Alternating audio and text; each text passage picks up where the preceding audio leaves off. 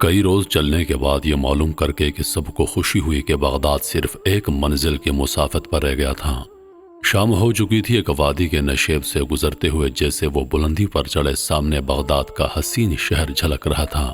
منزل مقصود پر نظر پڑتے ہی روح مسکرائی اور دل جھوم اٹھا۔ تھوڑی ہی دیر کے بعد اب یہ دستہ بغداد کے شہر میں داخل ہو چکا تھا۔ ایک وسیع شاہراہ سے گزرتے ہوئے ایک عالیشان عمارت نظر آئی۔ دروازے پر سواریوں کا ہجوم، گھوڑوں کی قطار اور اونٹوں کی بھیڑ دیکھ کر یحییٰ یعنی کہ عبداللہ کا مرشد چلتے چلتے رک گیا۔ اس کا اندازہ غلط نہیں تھا کہ یہ شہر کے کسی بڑے رئیس کا گھر ہے۔ پاس ہی کھڑے ہوئے ایک راہگیر سے دریافت کیا، کیا یہ شہر کے سب سے بڑے رئیس کا گھر ہے؟ اس نے جواب دیا، صرف شہر کے نہیں بلکہ روئے زمین کے سب سے بڑے رئیس کا گھر ہے۔ آج تک اس کے خزانے کی کوئی تھا نہیں پا سکا۔ اس کے قدموں کے نیچے سونے اور جواہرات کے کان بچھے رہتے ہیں۔ ہواؤں، دریاؤں، صحراؤں، پہاڑوں اور ہر جگہ پر اس کے اقتدار کا پرچم گڑا ہوا ہے۔ راہگیر کی یہ بات سن کر اس کا دماغ ایک نامعلوم ہیبت سے مروب ہو گیا۔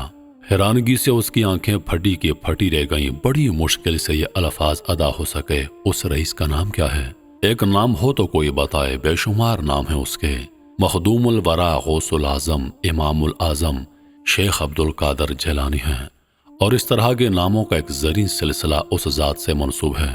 راہگیر نے جلدی میں جواب دیا اور ایک لمحہ رکے بغیر آگے بڑھ گیا۔ یحییٰ نے فاتحانہ انداز میں اپنے ساتھیوں سے کہا، معلوم ہوتا ہے آج قسمت کا ستارہ اوج پر ہے۔ اتنے بڑے دولت مند کے گھر کا غبار ہی ہاتھ آ گیا، عمر بھر کے لیے کافی ہے۔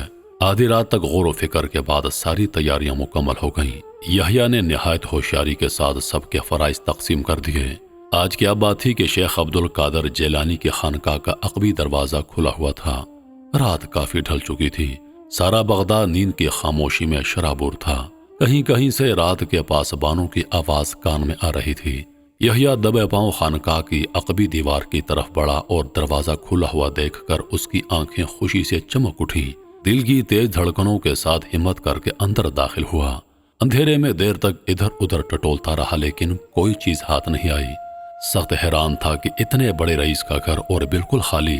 ناکامی کی حسرت کے ساتھ واپس ہوتے ہوئے اس نے سوچا، کیوں نہ اس کے گھر کی مٹی ساتھ لے چلوں، ممکن ہے اس میں سونے اور جواہرات کی راکھ چھپی ہو۔ چاروں طرف سے مٹی جمع کر کے ایک چھوٹی سی گٹھڑی بنائی اور لے کر جو ہی دروازے سے باہر قدم نکالا، اچانک آنکھوں تلے اندھیرا چھا گیا۔ دو چار بار پلک جھپکانے کے بعد اسے محسوس ہوا کہ آنکھوں کی روشنی چلی گئی ہے۔ گھبرا کر بیٹھ گیا، دل ڈوب رہا تھا، آگے بڑھنے کی ہمت جواب دے چکی تھی۔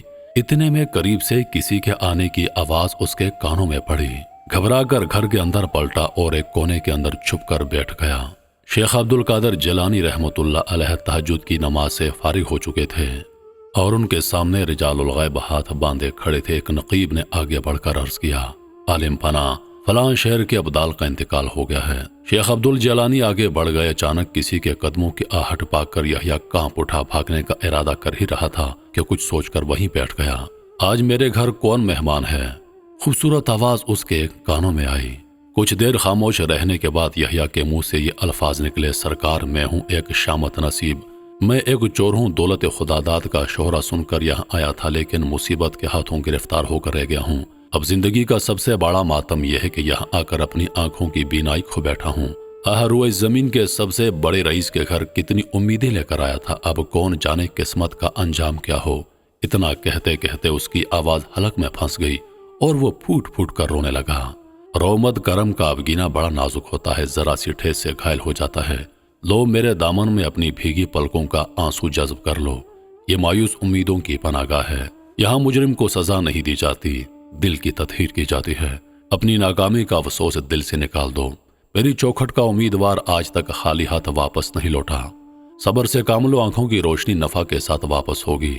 یہ فرماتے ہوئے شیخ عبدالقادر جیلانی اس کے بالکل قریب آ گئے۔ دوسرے ہی لمحے کرم کی نگاہ کار ساز اٹھی اور اس کی بے نور آنکھوں کی راہ سے دل تک پہنچ گئی۔ بس اب کیا تھا، آن گیان میں عرفان کے سارے لطائف کھل گئے اور اب پلک جھپکی تو تجلیات کا چہرہ اس کی نگاہوں کے سامنے آیا تھا۔ اب وہ چور نہیں تھا بلکہ ولایت کی اقلیم کا تاجدار بن چکا تھا۔ شیخ عبدالقادر جیلانی کی طرف سے حکم صادر ہوا، ابھی اطلاع آئی ہے کہ فلاں شہر کے ابدال کا انتقال ہو گیا ہے، آج سے اس جگہ پر تمہیں بحال کیا جاتا ہے، فوراً وہاں پہنچ کر اپنے منصب کے فرائض سنبھالو، ایک اتھا جذبہ عقیدت کے ساتھ جھک کر اس نے سرکار کے قدموں کو بوسہ دیا اور الٹے پاؤں واپس لوٹا۔